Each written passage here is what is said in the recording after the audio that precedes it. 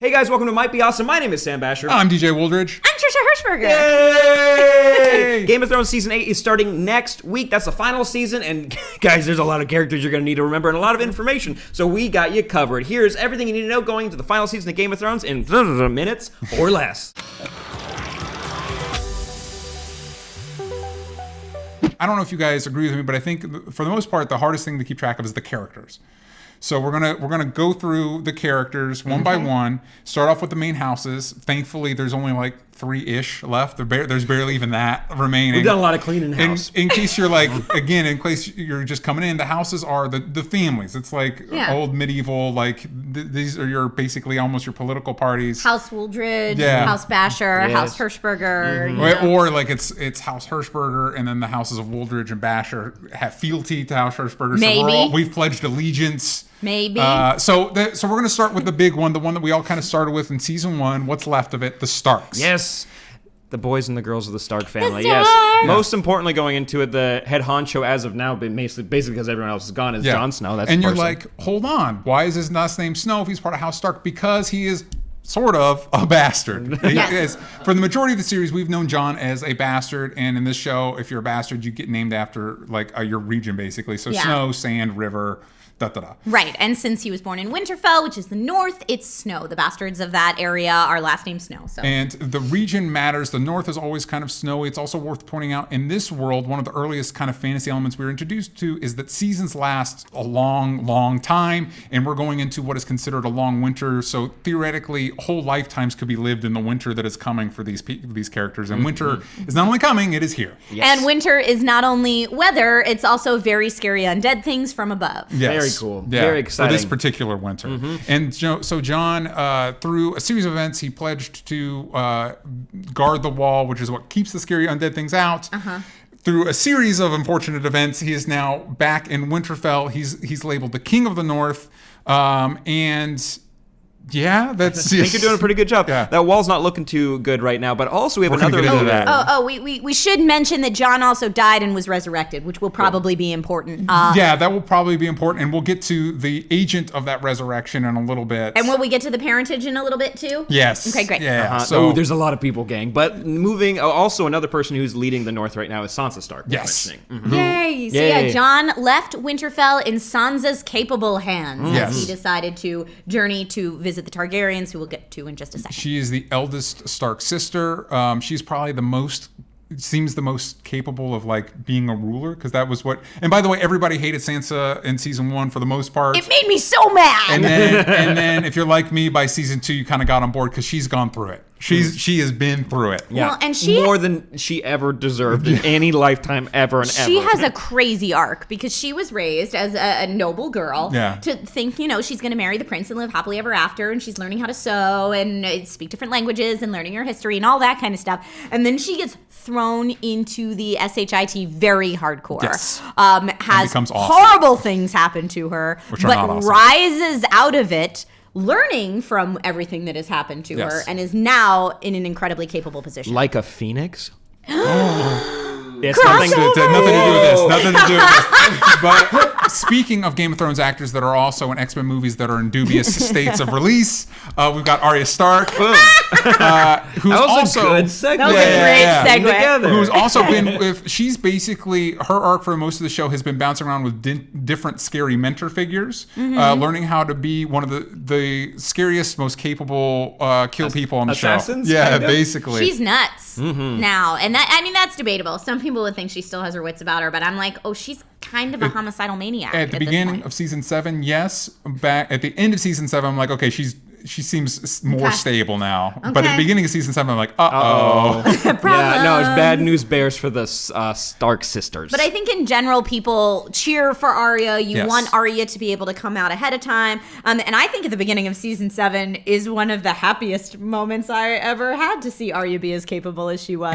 And that moment at the beginning of season 7 where she takes out one of the main Stark enemies is from a ability she learned from the Faceless Men, who if you didn't get from the name, they were able to change their faces, which is a skill Arya was picked up from them, even though she didn't technically finish her training with them. Yes. So she can look and sound like other people and then murder. Which is also confusing because she's so small. And so how does she do it with a bigger person? But that's neither here nor there. Nope. Yeah. So the last remaining Stark child is Bran, who, like the rest, man, I need to stop saying it. They've all been through some shit. They've all been through it at this point. Bran's the earliest at going through some crap. That's true. He got shoved out a window and lost the use of his legs. Yeah, it's a good taster, a little sampler of like, hey, just so you know, the kids aren't safe in this show. Bad stuff's gonna happen to kids. Yeah, and so without the use of his legs, he found some friends that were able to take him up beyond the wall, which again, there's scary stuff beyond the wall. And there's also the Three-Eyed Raven, which is basically the closest thing the show has to a wizard. I feel like is the best. And now Bran is the Three-Eyed Raven. He is the Three-Eyed Raven. A wizard what does that mean? and an oracle. And an oracle. It can be whatever you want it to be. There are many hot debates on Reddit about what it means to be the Three-Eyed Raven, and we know that Bran can travel through time. Yes. We know that he can see things through other people's experiences. Yes. And then we recently found out in the last couple seasons, or the last season, that he can affect the timeline, which was crazy, loophole-inducing, and could mean a lot of things moving forward into the final season. It's also worth pointing out that he does not physically travel back in time, despite the fact that that we know of he doesn't physically travel back to fight. His body's here. Yes, which debunks one of my least favorite fan theories. But we're going to talk about that. That'd be fun. But yeah, you can also look through animals. That's another key. Usually birds. Yeah, usually birds. And so there are some people, it's called warging. There are some people who can warg into animals, but it's very rare that someone can warg into humans. Yes. And Bran has that ability. We also have Davos,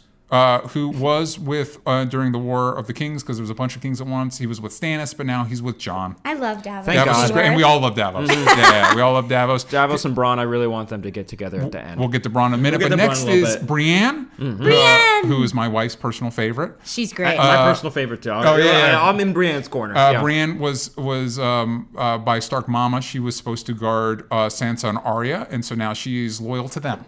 Yeah. For a long time, though, she was in charge of not protecting, but kind of watching over Jaime Lannister. Yes. And they have a relationship. And we'll get to more of that. And before that, she was protecting Renly Baratheon. Yeah. So it might seem like her loyalty gets around. But However, she's very loyal. She shoots it straight. She has great morals that she stands up for, which isn't always awesome in this world. But so far, due to her morals and her strength, I believe she has lasted this long. And the true love of Brienne's life, at least according to this character, is Tormund Giantsbane, who was part of the one of the wildlings who lived where the poor humans stuck on the wrong side of the wall, living with all the scary things.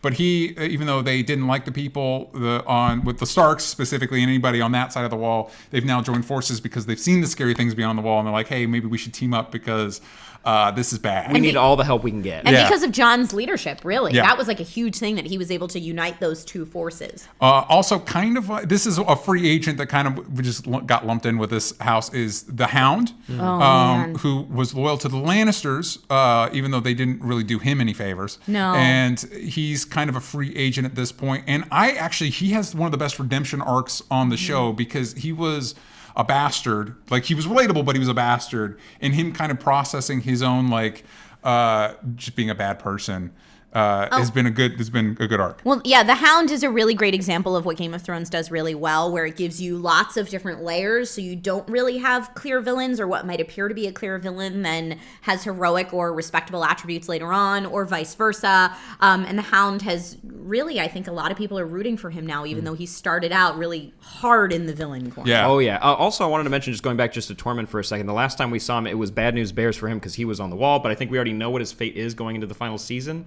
But it was supposed to be a big question mark for a few months at the very least. We've also got, we're at 10 minutes. We got to get going. Yeah. So we got Sam here. Sam is Jon's best friend when Jon was a watcher on the wall, and he's been off to the library. He's training to become a maester, and he discovered some very important information about Jon's true parents.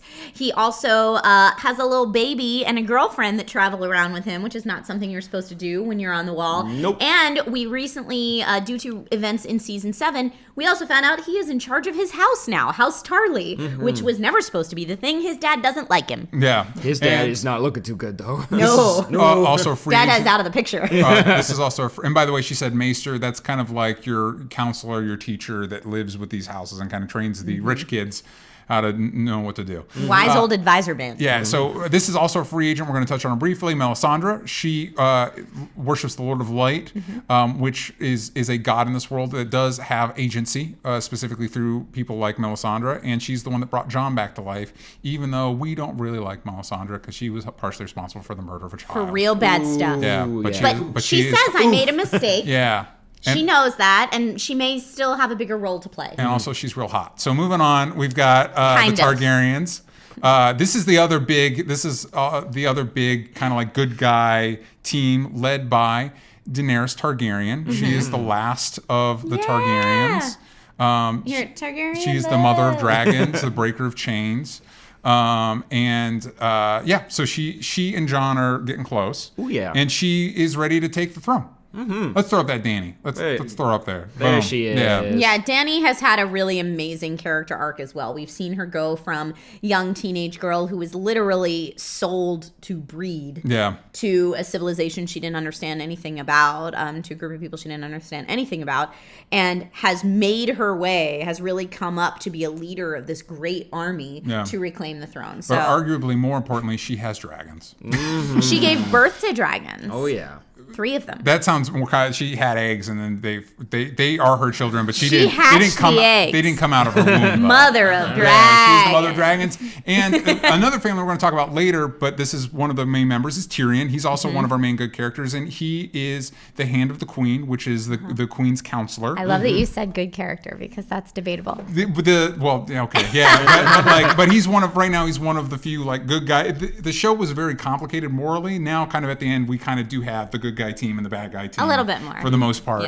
More than we ever have before. But Tyrion's a real smart guy. Yes. Oh, yeah. Very capable. And one of my personal favorite characters. Hopefully he makes it. Yeah. Keep it up. Fingers crossed game. Every fingers crossed. And the other very smart person is Varys, who has kind of been pulling the strings for the whole show. He's one of the minor characters that has a lot more influence than he appears. Yes, and he, I would say, is the true independent agent of this series. He flat out says, I am in it for me. So at times he works for the Lannisters. Right now he's currently with the Targaryens. But ultimately he makes decisions that are best for himself. And he would say the best for the kingdom. Right. Yes. Also for Team Targaryen, we've got Theon and Yara. Yara's in prison right now. She doesn't matter as much at the moment, except that Theon is going to go save her. Theon has done some awful things, but he also got his ding-dong cut off, so we all feel bad for him. And all his skin flayed off. Yeah. Ooh, yeah. I vaguely feel bad for that guy. Yeah. I'm like... They got me back. He it did took a long some time. horrible things, though, before he was tortured and his mind was crushed. Yeah.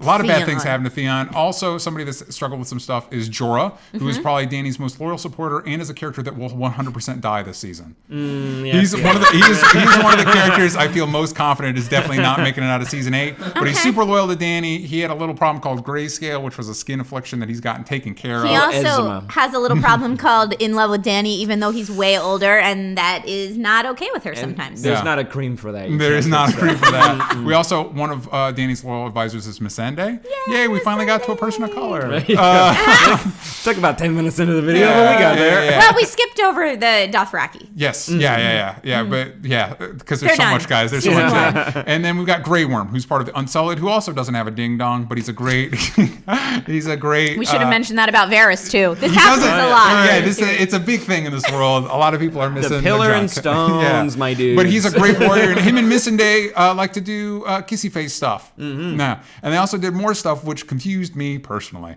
just the mechanics of it. But that's just the me thing. I enjoyed it. Yeah. So now make it work. So now we're to the bad guys with the Lannisters, and you're like, wasn't Tyrion a Lannister? Yes, he is, but he's not currently part of that family. I mean, he's not working with them currently. He's saying, "Screw you, Dad." Yeah, really. He changed allegiance. The big head honcho, and I would argue the big bad of the whole show is Cersei. Right now, yeah. And so she is currently sitting on the throne. She was the mother of the princes that were supposed to take over, and they were all dead. And all the princess, her kids are dead. All those kids are dead. And who did she have those kids with? Was it the king? No, it wasn't. It was her brother.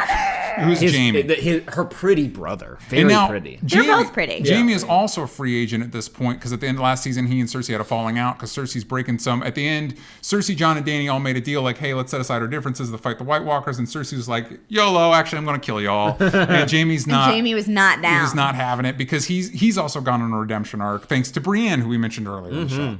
I'm besides one very specific scene that happened between Jaime and Cersei, I was really on board with them. There's one specific scene that doesn't track at all. Nope. At all. And it seems like the showrunners are like, whoopsie. What we implied didn't come across in this. It comes out But gross. keep in mind, remember when we talked about Bran being shoved out a window in the very beginning? That was all Jaime. Didn't even think twice about it. Yeah. So maybe not good guy. They've not met again. Whoops. All right, so here, I'll push you, man. Speaking of ambiguous people, here's Bronn, and he was a sellsword that started working with Tyrion. He's very capable because he's very good at fighting dirty. He's one of my favorite characters. Same. Because he's very much a pragmatist.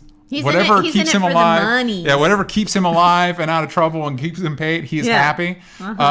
This is not a sellsword. This is the Mountain. Oh my God. Sandor Clegane.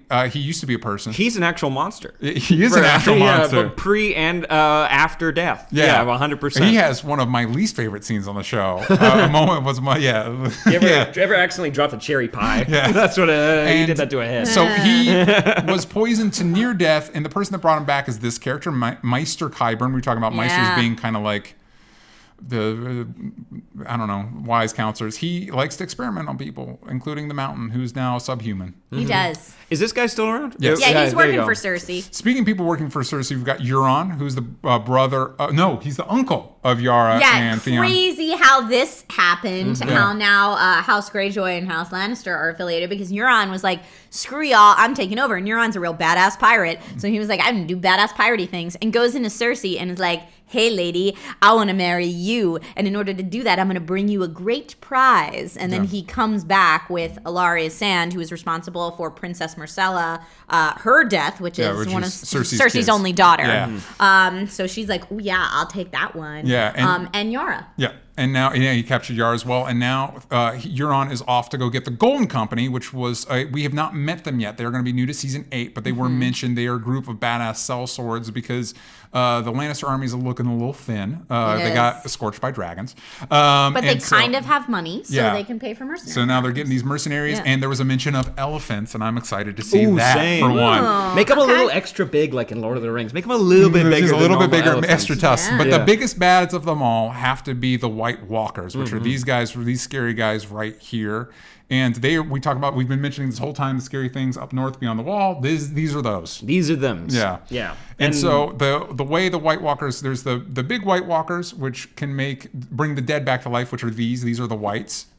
So they classic zombies. Basically standard zombie situation, except you don't need to worry about them biting you so much specifically. Yeah, they're not going to eat brains. Yeah. So and then the White Walkers bring them back, and the king of the White Walkers is this gentleman. The Night King. Yeah, who is a scary guy, and also part of one of my favorite episodes of the show. Oh yeah, and great makeup. Yeah, great makeup. So, and great pet. At the end of last season, he was able to get one of Dany's dragons. Viserion, R.I.P. Yeah, and so now we have a ice dragon with blue flame. That's real scary. Who flies faster than the others, it looks like. And he's what tore down a section of the wall, so now the White Walkers are able to get over. So that's, it was the blue flame from the ice dragon that broke the magic of the wall to get through. So we can assume going into season 8, we're going to be dealing with some baddies very close to Winterfell very soon. Yes, we definitely can. But it's important to circle back to Jon and Dany, because they are making kissy face right now at the end of last season. And we also discovered that Jon's not so much of a bastard, and also he's related to Dany. Trisha, you want to go into that real quick? Yeah. So the whole series is called A Song of Ice and Fire. We finally have that here with a Snow and a Targaryen. Yeah. However, we find out that Jon Snow is actually not Ned Stark's bastard. He is Ned's sister Lyanna's natural-born son, with an affair that was actually a legit marriage. Thank you, Samwell Tarly. It's Lyanna and Rhaegar Targaryen. So Jon is actually both Stark and Targaryen. Which makes him the coolest of all. Yeah. So but we then all were like, he smooches her. Right. Well, and I mean, Daenerys is technically his aunt. That's what that means. Yeah. But Targaryens are well known for intermarrying. Starks, that might freak them out a little bit. So I have a feeling that we are going to have a revelation of Jon's actual parentage somewhere in this season, and it's going to be a little bit awkward for both of them, for sure. But I feel like they're going to write it off as okay because they're Targaryens, and that's what Targaryens do. I don't know about them writing it off, but they're definitely going to have a baby. And finally... Oh, yeah, we think Daenerys is pregnant. Yeah, that's been hinted at. Daenerys is going to be pregnant. And finally, let's wrap this up. What are some popular fan theories going into season 8 about what could happen? So the one that I shout out to New Rockstars because they're the ones who introduced this to me, which I thought was pretty fun, was that as our forces are heading to the north to confront the White Walkers in Winterfell, probably going to lose Winterfell, which is going to be a bummer, but that's probably going to happen. But the Night King, he's got his dragon, so he flies down to King's Landing and converts all those people into White Walkers, so you got a joint force meeting them basically in the middle, where they think that the South is safe. It's like, no, we already saw snow coming down in King's Landing. Do you think we're gonna get a Cersei White? It was interesting. Someone threw that idea out there so that because she wants to be the ruler, just period. Basically, she always wants to have that kind of control, so she might just sacrifice herself. She might ally herself with them. That would be. You got a popular fan theory, Trisha? Well, I do think Dany's pregnant. My fan theory is that this entire thing is Bran's doing. Mm-hmm. I don't necessarily go with the Bran is the Night King theory, which is a very popular theory. Yeah, so basically because their noses are similar. Well, it's not just that their noses are similar. Basically, we now know that Bran can travel through time and affect time even when he's in someone else's body. And it was Hodor's storyline that taught us that. Yeah. So knowing that the time travel loophole is now introduced makes me shake my head because there's so many things that then won't actually make sense. However, there are theories that if he went back in time and tried to become the first man who was originally turned into the Night King, that maybe he got stuck in the Night King's body, and that's how Bran is the Night King. That's that theory. However, we have no evidence to show that Bran can be in two places at one time. So if that were happening, I think Bran would still be in like coma state, working back into the Nightman, not mutually existing. So I'm with you. I don't care for that theory. Yeah. But I do think he is responsible. I think he's responsible. I think we've seen a lot of little things like the mad Targaryen king saying burn them all. Yeah. I like to think that that's Bran going back in time and trying to tell him how to defeat the whites before they get too big and too strong. So, but he misinterpreted it, and there were voices in his ear, so he went nuts, which totally makes sense. And it's Bran. And we've seen that. Yeah. We've seen Bran accidentally make someone go crazy. Yes. Right, and we saw that with Hodor. So I think it's Bran trying to figure out and hone how this works. And I think that will be the key to everything, Bran's time travel, which is a little bit of a Deus Ex Machina, and that upsets me a little. Yeah, but it might happen. Also worth mentioning that the Night King can affect Bran when he wargs over to him. Like, the Night King can see him, and we've seen him grab Bran as he's walking in front of him, and the Night King was going after the first three-eyed raven pretty hard, and now he's going after Bran. So then people are like, well, why does the Night King care about the three-eyed raven so much? Yeah. And that lends people to the Bran is the Night King theory. So this isn't a fan theory, but this is my theory rewatching the last season. I think the Song of Ice and Fire, which again is the name of the novels, the name of series of novels, which Game of Thrones is based, and we assume means Jon and Dany, I think also is a nod to Cersei and the Night's King, because Cersei likes to use wildfire. And I think the Night's King is actually a feint. I don't think the Night's King is the big bad. I think we're going to resolve the Night's King issue within the first couple episodes of the season. And the real threat is going to be Cersei, and Cersei kind of represents the people in our world that will use natural disasters and other bad things to further their own agenda, because this show's always kind of been more about the evil that real people do as opposed to crazy fantasy evil. So rewatching the last season, I really was feeling hard. It's like, this is about everybody versus Cersei, and I think the Night's King is going to affect everybody so hard. Everybody's going to be so diminished that when Cersei comes in with the Gold Company, it's going to be like, but for real, who do we fight her with? Who's left? I kind of feel like they're going to go the opposite route, and Cersei's going to get taken out pretty fast, and then it's just going to be all against the Night King. Place and your it's bets, about everybody. The big magical evil. Yeah. So yeah, we'll see. And I also think the Song of Ice and Fire could just be Jon.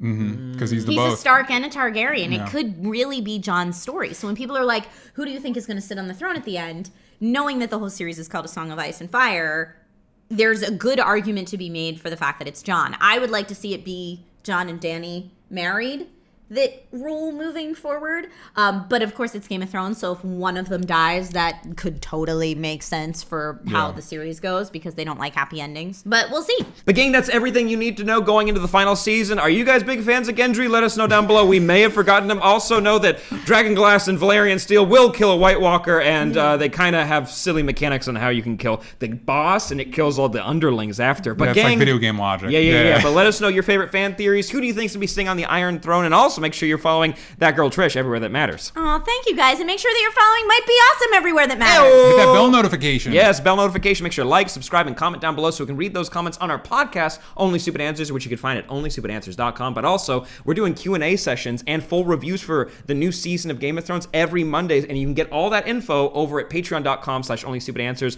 For $15 a month, you can get all this behind-the-scenes content. You're talking videos, bonus podcasts, Yes, you get it. Those are all of them. But where can they find us on social media? You can find us at Might Be Social. Boom, boom, boom. And please leave questions for us in the comments. We'd like to read those on our podcast, Only Stupid Answers. There you go. And also shout out to Austin Dodge. One for the eye! For live switching this video. We appreciate it. We salute you. And we'll see you guys next time.